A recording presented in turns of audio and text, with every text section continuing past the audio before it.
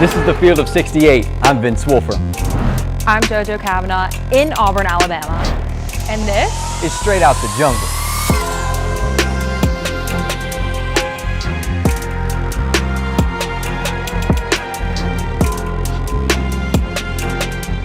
We are Straight Out the Jungle. My name is Vince Wolfram. I'm Jojo Cavanagh. We are here in Neville Arena for our first recap episode on the season. It was a good day. A great night last night here. It was a great night here. I was at the game. Auburn absolutely dominates Vermont. 56 straight sellouts in Neville Arena. Yesterday was the best one yet. Kicking off a new season in Neville, and they did it in a very, very dominant way. 94-43, a 51-point win. 51. That is a lot. A lot of points. We are not joking. That is actually the final score. 51 points on the head of Vermont. It was crazy. And you were there. You can attest to that, how crazy the atmosphere. It was absolutely insane. I was at the game in the student section back in 2021 when Auburn beat Kentucky. And, you know, I'm not saying it's the same thing. It's not an SEC opponent. It is Vermont. But when Miles Kelly hit those back-to-back threes, and crowd was going crazy. Ja'Kai Howard comes in, does the windmill dunk. I actually, it was vibrating. Everything was vibrating. It was like an earthquake. And then Miles Kelly goes and hits another three. And then another one. And another one. Yeah. The jungle was erupting. He was shooting the lights out. Shooting lights out. It was unreal to be there. Can't even describe it. Crazy one of my atmosphere. favorite jungle experiences. But I don't doubt that it was at the same energy level as Kentucky, because last night the student section was packed. Jungle was in all white. Students have been going through some heartbreak with football, so everyone is ready for basketball. Looking forward to some W's. And I guess in Vermont's case, we talked about it being Kentucky. They are on the same level as Kentucky. They both got eliminated in the first round of last year's NCAA tournament. So did Auburn to Yale. So everyone, let's bring this up a little bit. Yep. Everyone may just say, okay, it was Vermont at home. Yes, granted, Auburn should have won this game. And not only did they win, they dominated. But Vermont has made the NCAA tournament for 4 straight seasons. No joke. Has won their conference for the past 3. And has won their conference 5 out of the last 7 years.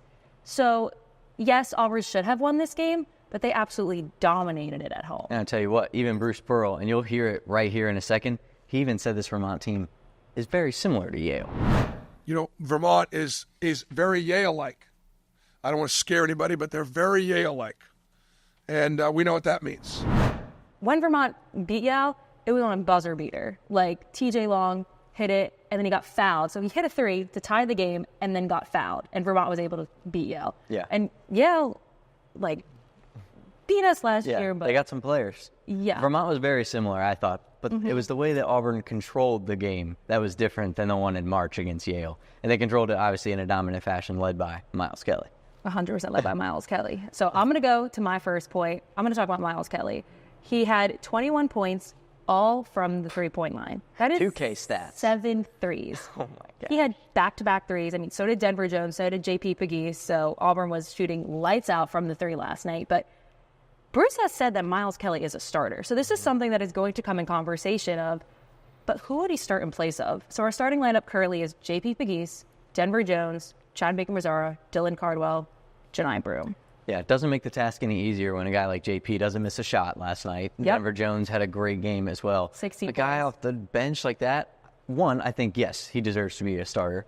But also in Bruce's system, since when have starters mattered? I know that's a weird thought, especially in American sports. You know, I hear the European players talk about that all the time. Why do they care about starters? They're in for a little bit and then they get subbed out. But especially in a system like Bruce's, where he's playing 10 guys double-digit minutes. You come in, you remember it with Wendell Green and KD Johnson. Yeah. It was a minute into the game, KD could be checking in, or a guy like Zepp could be checking in for Wendell, or the opposite. Those sorts of things. Players are so interchangeable. Starters, yes, they matter on the stat sheet. You have to know who's starting they get the game off to a hot start. Miles Kelly can be in like this. Yeah, That's how Bruce coaches. He could be in 1 second. Him and Chad Baker-Mazara have kind of been subbing in and out for each other, but Chad Baker-Mazara started off the game for us. He had our first 5 points. Everyone, we did start off a little slow. It was a little bit okay, we got our groove, obviously, 51 points, but Chad Baker-Mazara provided that spark in the beginning, so you kind of lose that spark. Right, exactly, and that's another thing, too, is, we can have Chad Baker get that spark, those first 5 points off the bench in those first 3 minutes. They play 40, so the first 3 where Miles Kelly isn't in, they're not going to be a massive pain in our backs. He can go in, Chad can go in and do his work, do his damage, and get a rest. Let Miles come in, shoot the lights out like he did last night. Any more of that, I think we'd be all right with that. But that system, the starter system, it's interchangeable, especially with the bigs, too. You can bring in Jaheim Hudson, excuse me. I'm thinking Jakai. Turtle, yes. You can bring him in. You can mix in Janai and Dylan. You can start Chad Baker and Chris Moore. Their lineups are so interchangeable, and I think that will be the case with the starters. He could keep them the same. Wrong. He could keep them the same all year, and I wouldn't blink an eye because I know Miles Kelly's going to come in when he's called upon or when someone needs a rest. 6th man of the year. Exactly, and go get his Lou Williams award of 6th man of the year. So it could be anybody, but Miles Kelly certainly had a great game. It was fun to be in Neville Arena last night, to say the least. And it's been a while, I feel like, since we've had a 2 to 3 guard come in and shoot the lights out like that. We've had shooters at that position before. 2019 was probably the last time where that stack of guards has been that consistent. I don't remember watching a game in Neville Arena shooting lights out from the 3 like that. The only thing I can kind of think of is freshman year with Jabari Smith. You knew when he got the ball from behind the 3-point line, it was going up. But we've had a great team. We won the SEC tournament last season, but kind of just thinking about watching a game, I've never been 3-3-3-3 watching a game. Oh my gosh, yeah. the roof came off last night, and that was very evident based off, one, the stat line, and 2, if you actually watched the game, you're like, this guy is unconscious from 3. And another guy that, too, jump off the stat line to me was Denver Jones. Denver's a guy, we've been talking about him all offseason, a guy that was going to play the 1 and the 2 guard. He came in at the 1 yesterday in a mix with JP. They were bringing the ball up sort of staggered. But Denver, he really, really showed what he was about. And what jumped off the page to me, yes, offense. He had 16 points, 5 for 6 from the field, and hit 2 out of his 3 3-pointers. Second leading scorer behind Miles. There's a reason he was our top 3-point shooter last year. There is a very good reason for that. He can shoot the rock. He can score at will. But what jumped off the page to me was his defense. And that's something I know Coach Pearl has talked about. He said you can't sleep on Denver Jones. I won't forget that because the look in his eyes, he was being serious. You cannot sleep on him, especially on defense. I mean, you look at him. He's 6'2", 6'3", long wingspan, and was picking up full court. There was a lot of times they caught Vermont's guards trapped in the corners. They had him trapped, got steals, and had offense because of it. But Denver Jones was really an offensive generator, and he was somebody that stood out to me last night. Big game for number 2. I want to move to another player, Chaney Johnson. He proved himself last night. I feel like a lot of people have been not wondering, but just he had a great season last season, but is he going to step up? Curious about the next level. Exactly. In the absence of Jalen Williams, is he going to step up and be able to fill that role? And last night he proved it. He had 13 points, all in the paint. So Bruce last night said he was a monster inside. Yeah. He proved himself last night, and I think that throughout this season, if that's our first game of Chaney Johnson, I think we're going to continue to see him just improve, and that was just the start of it. Yeah, the Avengers, they have the Infinity Stones. I think he's going to be our Infinity Stone inside the arc. I think he's somebody that we can sit in the middle. We can sit from block to block, elbow to elbow, and just let him explore that area, especially if we're playing 2 bigs at the same time, Chaney being one of them. Janai's he can stretch now. Dylan can be in the paint. If Dylan's in the paint, Chaney can be roaming. He can have that mid-range, that baseline jumper that he always shoots. If Janai's inside or if he's outside, Chaney can play more of that inside role, and that's something I think that showed yesterday with Chaney's game. Yeah, and he had that spark going into the half. He scored 6 of Auburn's last 8 points, so he provided that spark before going into halftime, like Chad provided it going into the game. Definitely. And he almost had a double-double. He had 9 rebounds, so...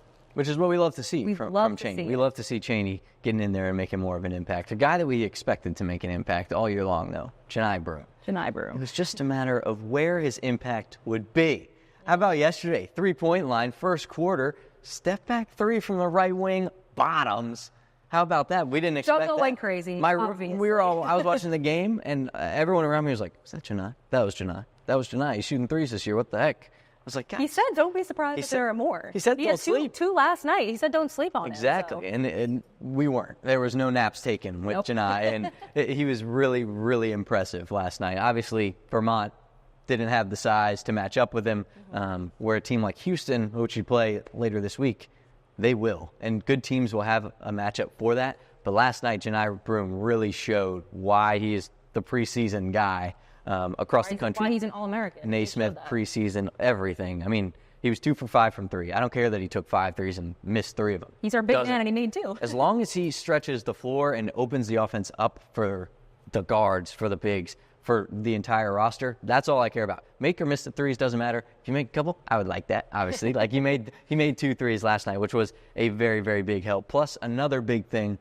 was from the stripe, from the charity stripe. Janai was 4 for 4 last night, and I know that's something, especially when it comes to Houston games. I was going to bring that up. Yeah, that was... That people are a little nervous about, or him was 2 years ago in the NCAA tournament, when some Auburn fans say he didn't really add to the fire with his performance at the free throw line. Didn't have a great day from the charity stripe in Auburn, and eventually lost that game. Last night, 4 for 4. Last night, 4 for 4. It's looking good, knock on wood. But he also played the most out of everyone, which I think we expected, just based off his prowess. 22 minutes, led Auburn in minutes last night as well. Yeah, he was second in plus minus. He had 35, but I think people might be shocked at who had the most plus minus. That is Dylan Cardwell. You may look at a stat sheet. A lot of people just look at the points, and Dylan Cardwell had 0 points last night. People are like, oh, he didn't have a great game.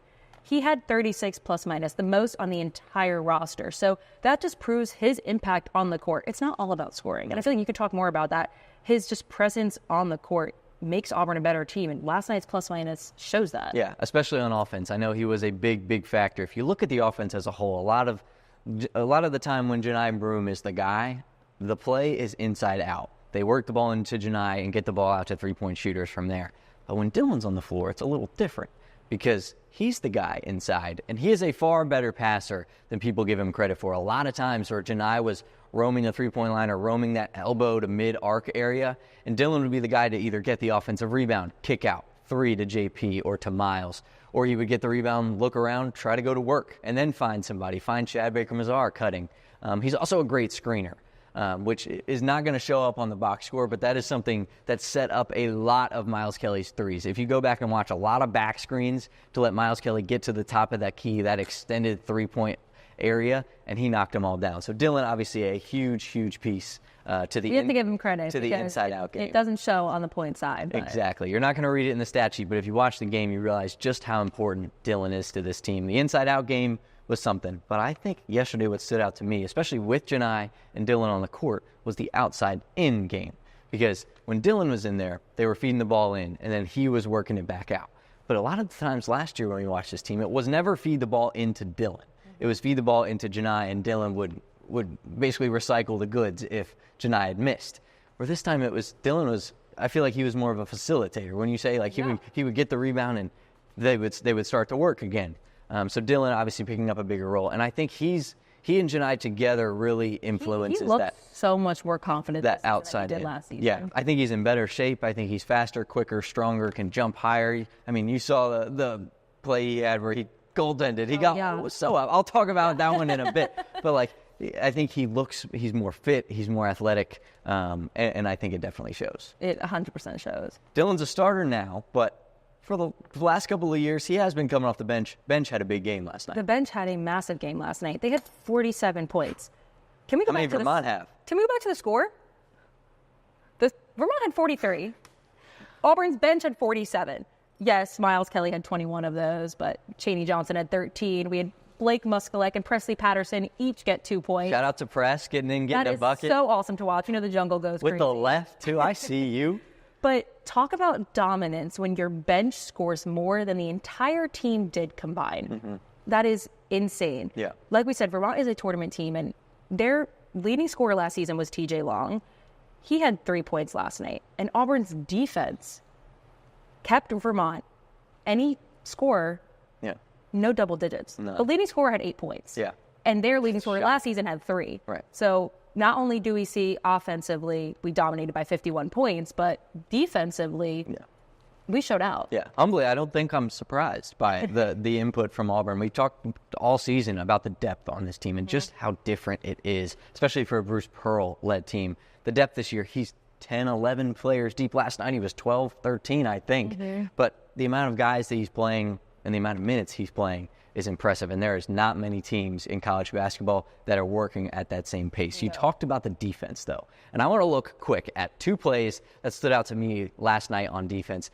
2 plays that I think are very good tellers of Auburn's defense going forward and how much pressure they can put on teams, especially like Houston this weekend, who have powerful guard play but can also get downhill. Let's take a look at the first one here. First half, minute 14, we're 6 minutes into the game here, the full court press. Miles Kelly gets to his man. He gets on the front side of his guy, throws the lob over the shoulder.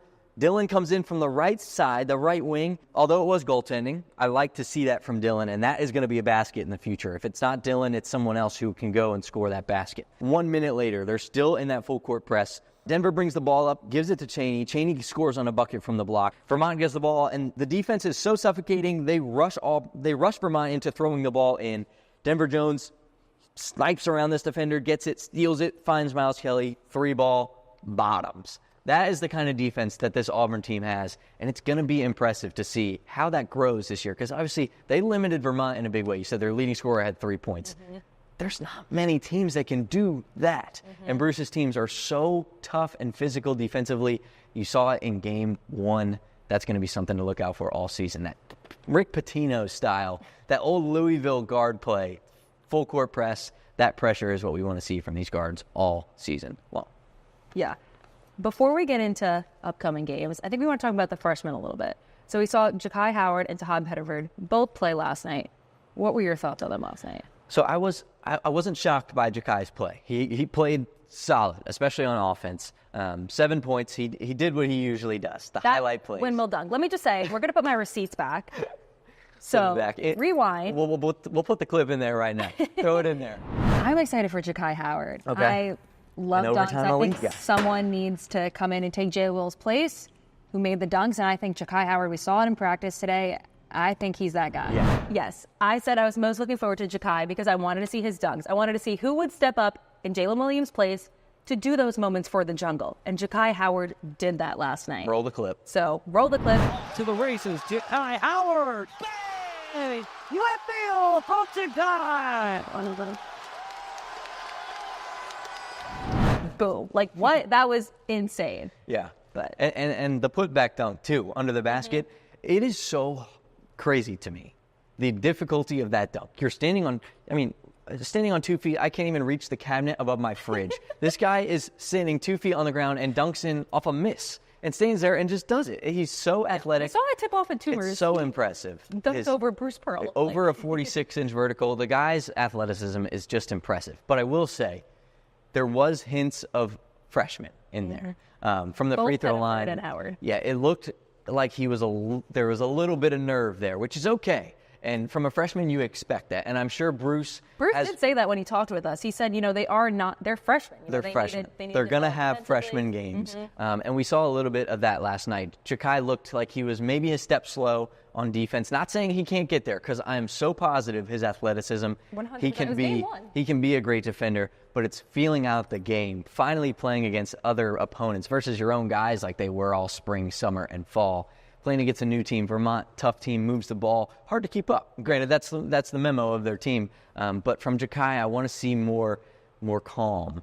He needs to sort of settle into his game. He was quick to shoot, he was quick to drive, and maybe take shots that weren't the smartest in the moment. They could have worked for something better, and it might have resulted in him scoring too. But I think Ja'Kai, he had a freshman game. Yeah. And that is totally okay. And Bruce expects that. Yeah, I think you could tell it was nerves too, simply from the fact that he was 1 for 4 from the free throw line. We go to practice, and he is usually one of the best free throw shooters. So I think that just proves that, I think it was just like the freshman jitters or something. First time in the jungle of regular season. Yeah, I would be nervous if I was playing in front of that many people too for the first time, especially if I couldn't hear myself think. Yeah. That would be, that would be a factor. Yeah. And Tahad as well. Yeah.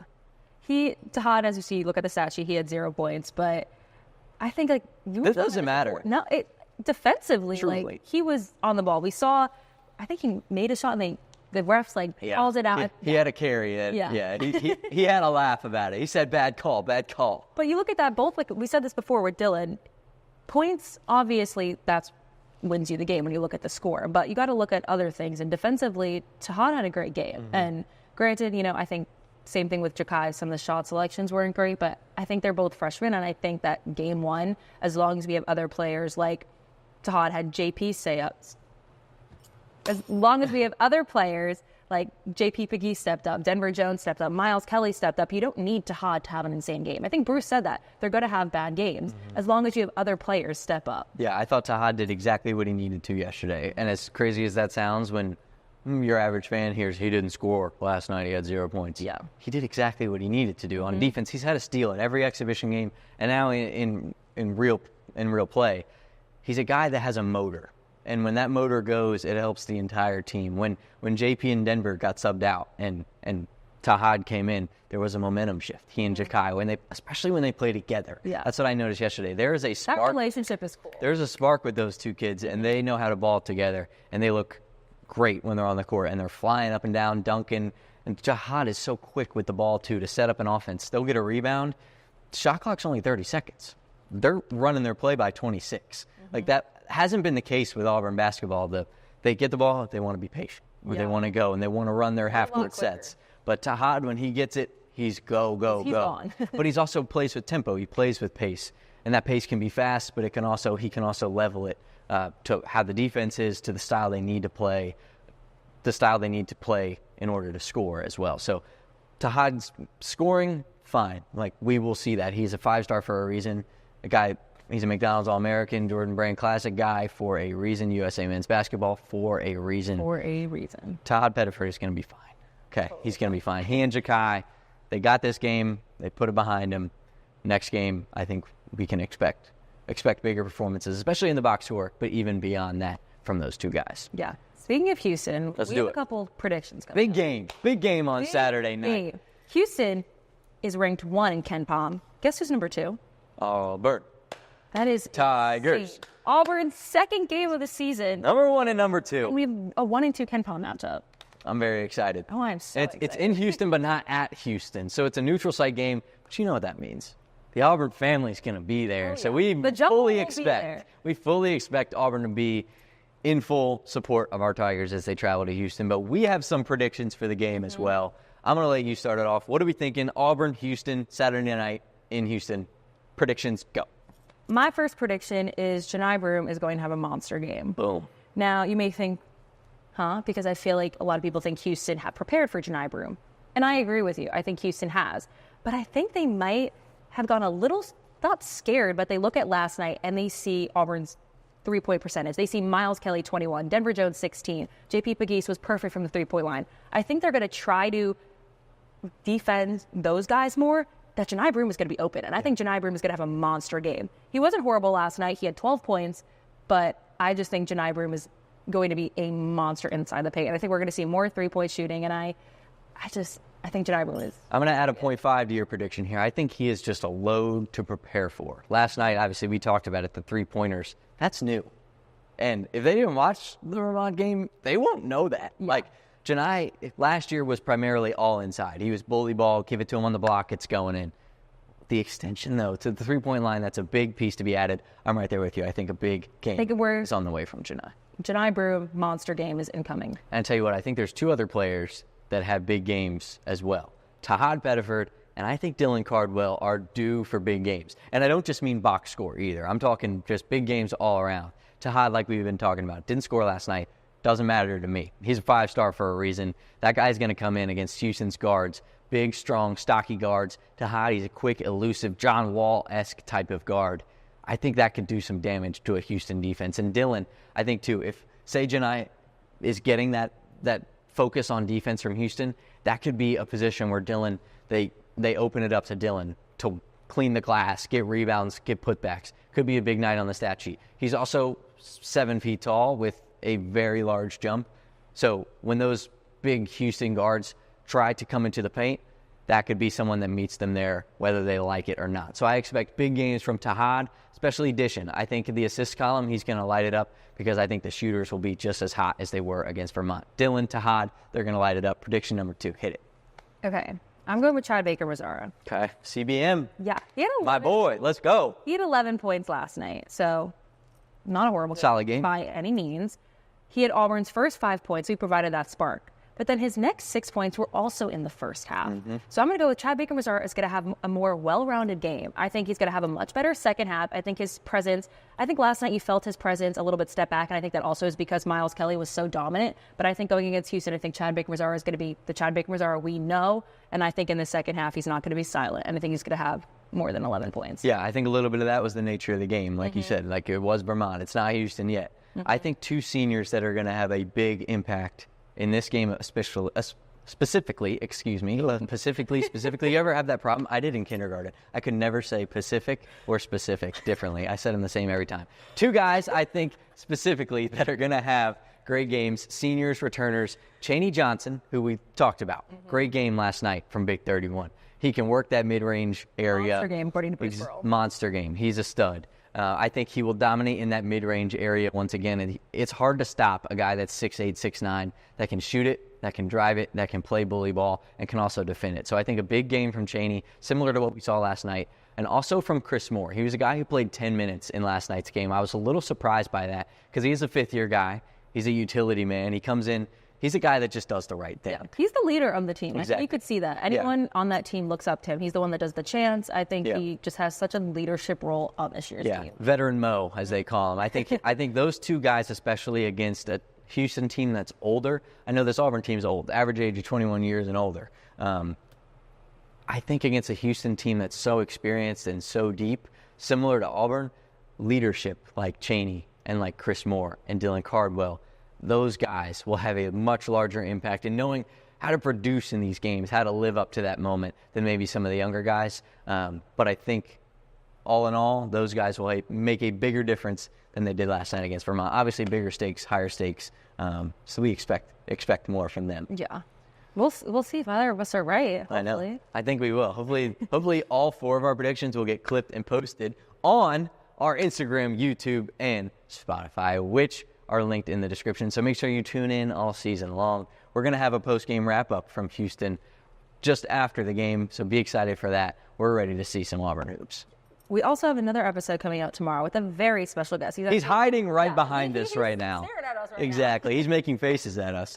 Tahad Pettiford. We are very excited for you guys to see that one. That'll come out tomorrow morning as well, so make sure you look out for that. All things straight out the jungle are coming hot, and they're coming straight to you. From inside Neville Arena, I'm Jojo Cavanagh. And I'm Vince Wolfram.